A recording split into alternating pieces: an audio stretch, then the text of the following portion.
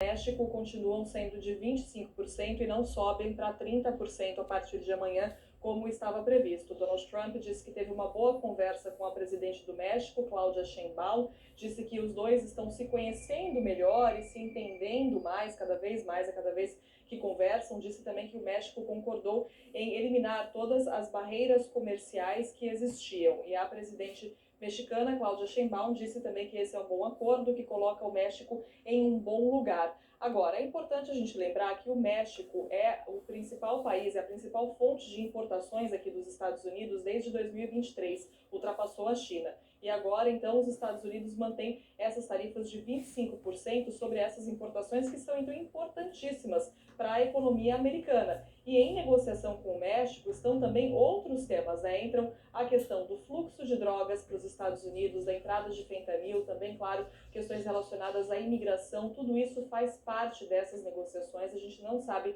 exatamente o que foi combinado com relação a esses outros temas, já que Donald Trump, né, ele usa as tarifas como mecanismos para resolver uma série de questões e não só questões econômicas. A gente vem falando bastante sobre isso aqui, né? Então ele também diz que as negociações com o México têm essas particularidades, mas nesse momento fala que o México concordou então em eliminar barreiras comerciais nesse momento, sem falar sobre esses outros temas, mas a gente sabe que esses outros temas estão também envolvidos sim.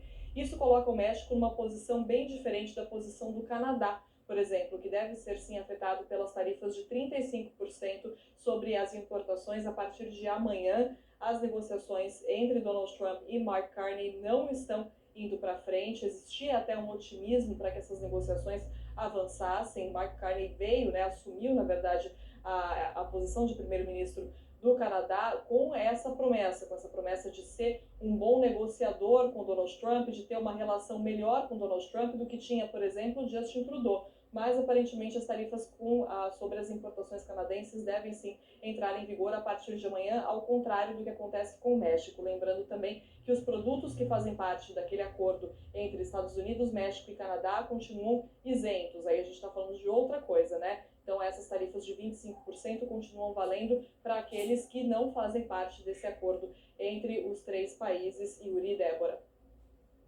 Apesar da tempestade do tarifaço, Mariana Janjacmo fala com a gente ao vivo lá de Washington, num belíssimo dia, belíssimo cenário. Obrigada, Mariana Janjacmo, que volta daqui a pouquinho com mais informações. Ainda falando desse tema, o vice-presidente da República, Geraldo Alckmin, afirmou hoje que o presidente Lula está aberto ao diálogo com Donald Trump. Ele afirmou que, se dependesse apenas do petista, a conversa já teria acontecido. Em entrevista ao programa Mais Você, da Rede Globo, Alckmin disse ainda que a conversa precisa ser preparada e que o governo não criou o problema, mas está pronto para resolvê-lo. Destacou também que cerca de 35% da pauta exportadora do Brasil aos Estados Unidos será afetada pela tarifa. Alckmin argumenta que 45% de tudo que é exportado pelo Brasil foi incluído na lista de exceções de Trump. Os outros 20% seriam aço, alumínio e automóveis, que já sofrem com sobretaxas anunciadas para todos os países. Yuri. Então, Curi, já na tela, assim como o Pedro Venceslau, começo contigo, Tela. A Secretaria de Comunicação Social do governo, a SECOM, tem agido também no sentido da publicidade, né, de aproveitar toda esta atenção que o tarifaço tem despertado para, com isso, também colher frutos para a popularidade do governo. O que você nos conta dessa estratégia? Vamos lá, Yuri. Boa tarde para o Pedro Venceslau, que eu não tinha encontrado por aqui ainda. Olha, o governo tem surfado e tem querido surfar nessa percepção de aumento da popularidade com relação ao presidente Lula diante do anúncio das tarifas pelo presidente dos Estados Unidos, Donald Trump. Então, diante disso, o governo, por meio da Secretaria de Comunicação da Presidência da República, tem focado a estratégia de comunicação tanto no exterior quanto na população brasileira. No exterior, a gente viu ontem, o presidente Lula, não só ontem, ele havia dado uma entrevista para a Manpur, uma sumidade da entrevista aqui da CNN, e ele deu uma entrevista para a Manpur em um momento muito específico. Agora, na sequência, nessa semana, deu uma entrevista para o New York Times, o principal jornal do mundo, para trazer a mensagem do Brasil em meio a esse embate não só comercial, mas também ideológico e político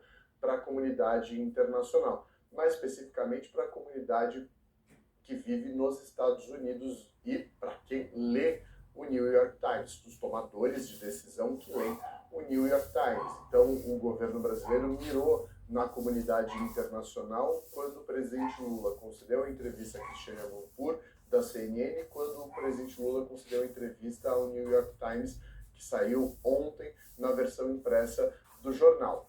Isso para o exterior. Para a população brasileira, no cenário doméstico, o governo alçou, por exemplo, o vice-presidente da República, Geraldo Alckmin, também ministro da Indústria, Comércio e Serviços, a entrevistas locais aqui no Brasil. Ele deu entrevista hoje cedo no programa Mais Você, da Ana Maria Braga, na TV Globo, que tem um alcance muito grande, um programa popular e que chega à casa de milhões de brasileiros e, mais importante, milhões de brasileiras. Então, você com isso consegue traduzir toda essa treta comercial, essa treta ideológica, política nas relações bilaterais entre o Brasil e os Estados Unidos e o impacto que isso vai ter na vida das pessoas. Por isso que a comunicação do governo focou, ao mesmo tempo em que tem essa explicação mais técnica para o exterior, para quem lê o New York Times, para quem acompanha a CNN gringa, fez também a mesma coisa, o mesmo dever de casa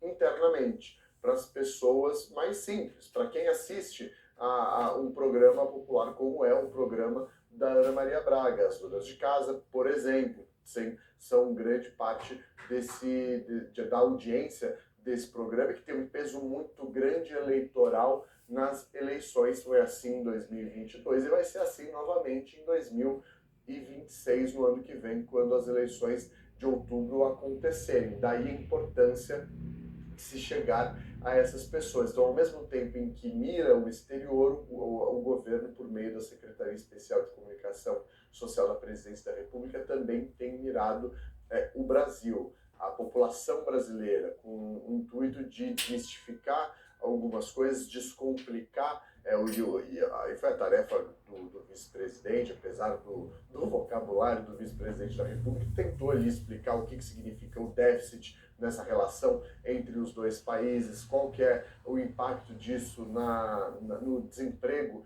aqui no Brasil, e isso gerou uma série, por exemplo, de recortes nas redes sociais, gerou uma série de memes nas redes sociais. Isso faz com que haja uma popularização desse assunto e o governo consiga romper alguns obstáculos, romper algumas barreiras. Foi assim nesse programa de hoje, e o governo deve continuar nessa toada, mirando o exterior, a comunidade internacional. A capa do New York Times, a chamada foi muito forte, mostrando que o presidente Lula desafia Donald Trump. Então, essa questão da defesa da soberania brasileira, ao mesmo tempo em que o diálogo é mantido, e ao mesmo tempo, no cenário doméstico, explicar o que está em jogo, o que o governo tem feito. Essa é a estratégia que vem sendo implementada pela comunicação do governo do presidente Lula.